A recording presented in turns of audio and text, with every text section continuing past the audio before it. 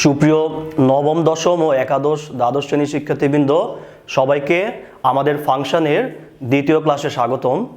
আজকে আমরা প্রথম ক্লাস ফাংশনের আমরা ম্যাপিং পদ্ধতিতে আমরা ফাংশন শিখছিলাম।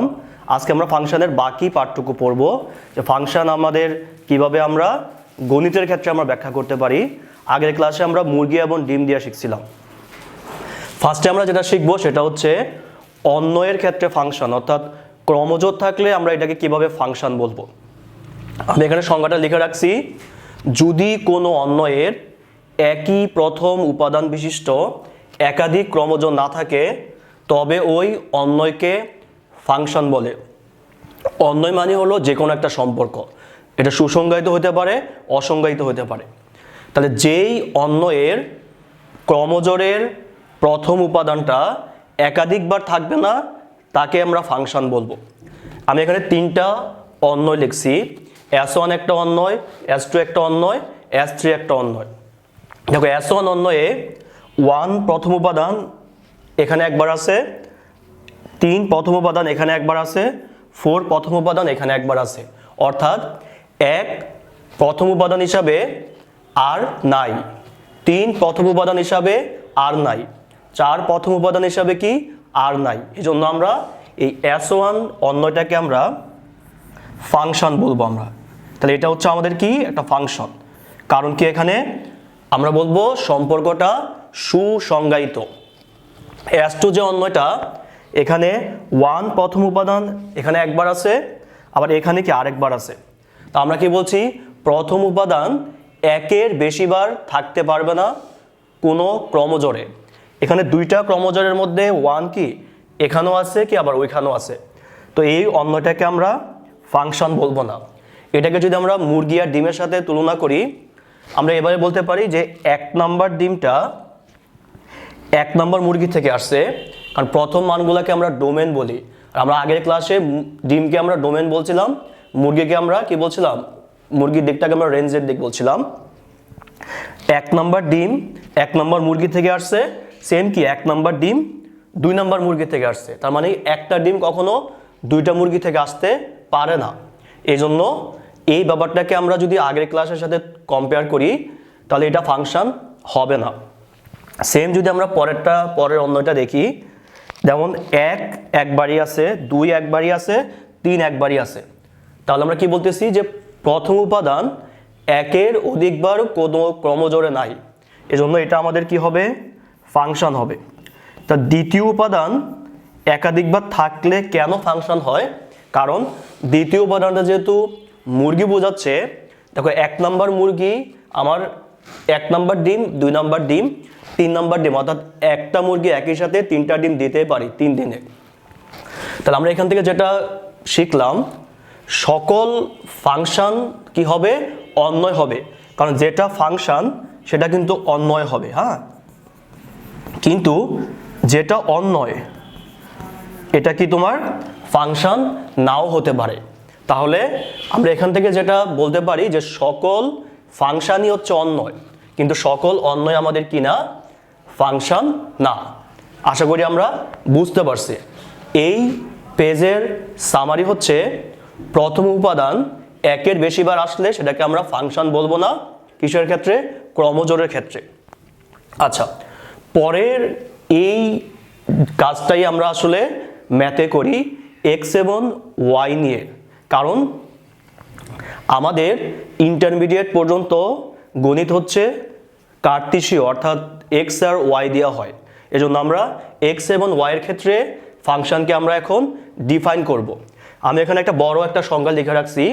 সংজ্ঞাটা এখানে কি বলছি, যে x এর একটি মাত্র বাস্তব মানের জন্য, তাহলে x এর কি একটা মাত্র বাস্তব মানের জন্য যদি y এর একটিও কেবলমাত্র একটি বাস্তব মান পাওয়া যায় তবে তাকে x এর সাপেক্ষে y এর ফাংশন বলে। এই কথাটা আমরা একটু সহজ ভাষায় ব্যাখ্যা করি। সাধারণত গণিতের ফাংশনের আদর্শ আকার হচ্ছে y ইকুয়াল টু, আমরা এইভাবে লিখি, এই জায়গাটাকে আমরা বলি এটা ইনপুট, আর এটাকে আমরা বলি এটা হলো আউটপুট। আউটপুটের ব্যাপারটাকে আমরা বলি রেঞ্জ, আর এই ইনপুটের ব্যাপারটাকে আমরা বলি ডোমেন। ফাংশনের আদর্শ আকার হচ্ছে এরকম যে y equal two F of x দিয়ে লিখি। আর এই ব্যাপারটা ফার্স্টে যিনি লিখছিলেন উনি হচ্ছেন রাশিয়ান একজন পরিসংখ্যানবিদ, ওনার নাম ছিল টিচমার্স। টিচমার্স হচ্ছে ফাংশনকে এভাবে ডিফাইন করছেন, টিচমার্স। হ্যাঁ, আচ্ছা, তাহলে ফাংশনকে আমরা আদর্শভাবে আমরা এরকম করে লিখবো যে y equal two F of x, তার মানে x হচ্ছে আমাদের ইনপুট, y হচ্ছে আউটপুট, কারণ x হচ্ছে স্বাধীন আর y হচ্ছে x এর উপর নির্ভরশীল। এখন আমাকে দেখতে হবে যে x এর একটা বাস্তব মান বসাইলে y এর কি একটাই যদি বাস্তব মান আসে, ওই সমীকরণগুলোকে আমরা ফাংশন বলবো। কার সাপেক্ষে? x এর সাপেক্ষে কার ফাংশন? y এর ফাংশন। যেমন ধরেন y equal two F of x equal to 3x plus 1। So আমরা বলবো এটা কি ফাংশন হবে কি না, এই y এবং x এর সমীকরণটা। তাহলে আমরা একটু চেক করে দেখি। আমি যদি এখানে x এর মান 1 বসাই, y এর মান পাচ্ছে কি 4। x এর মান যদি আমি 0 বসাই, y এর মান পাচ্ছে আমি 1। তাহলে আমি এখানে কি পাইলাম? x এর একটা বাস্তব মানের জন্য y এর কি একটা বাস্তব মানই পাওয়া যাচ্ছে। তার মানে এই সমীকরণে একটা ইনপুটের জন্য কি একটা আউটপুটই পাওয়া যাচ্ছে, অর্থাৎ একটা ডিম একটা মুরগির সাথে সম্পর্ক তৈরি করতেছে, ব্যাপারটা এমন। তাহলে এই জন্য এই y equal two 3x plus 1 এই সমীকরণটাকে আমরা বলবো একটা ফাংশন বলবো। আচ্ছা, তাহলে এখন আমরা যদি আরেকটা সমীকরণ নেই, যেমন এরকম একটা সমীকরণ আছে x square plus y square equal to 4। এখন আমরা এটাকে সামারি করি, y equal to 4 minus x square, y equal two আমরা এখানে প্লাস মাইনাস দিলাম। এখন বলতে হবে এই যে y equal to plus minus root over 4 minus x square কি ফাংশন কিনা। আমি যদি x এর মান 0 বসাই, y এর মান পাচ্ছি প্লাস মাইনাস 2।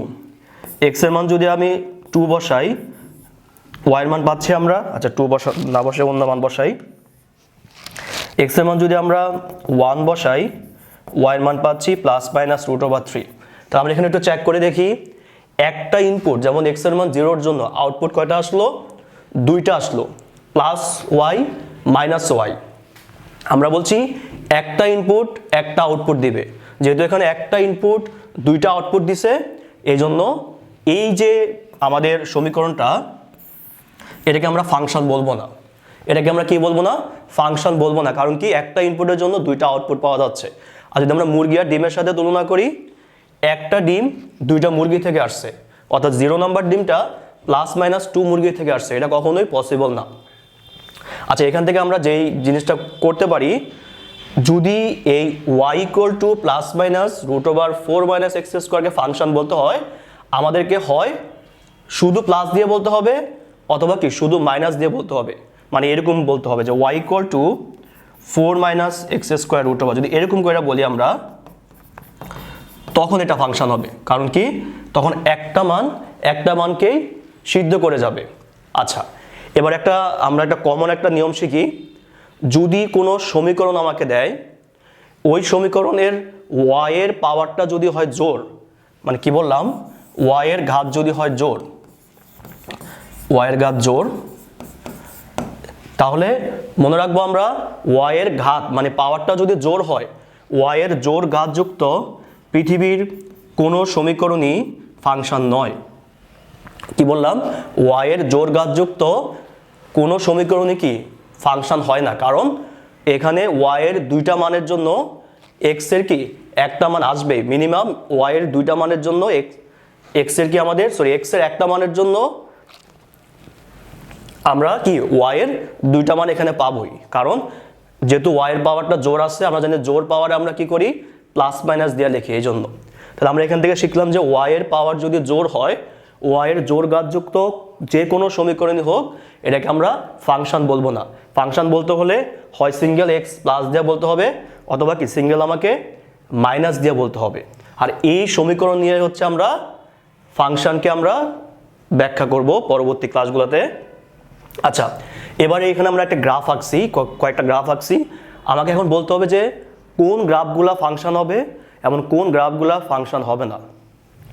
এটা খুবই গুরুত্বপূর্ণ আমাদের এমসিকিউর জন্য। এটা বোঝার একটা সহজ ব্যাখ্যা আমি বলতেছি। যদি কোনো গ্রাফ y অক্ষকে বা তার সমান্তরাল রেখাকে, কি বললাম, y অক্ষকে বা তার সমান্তরাল রেখাকে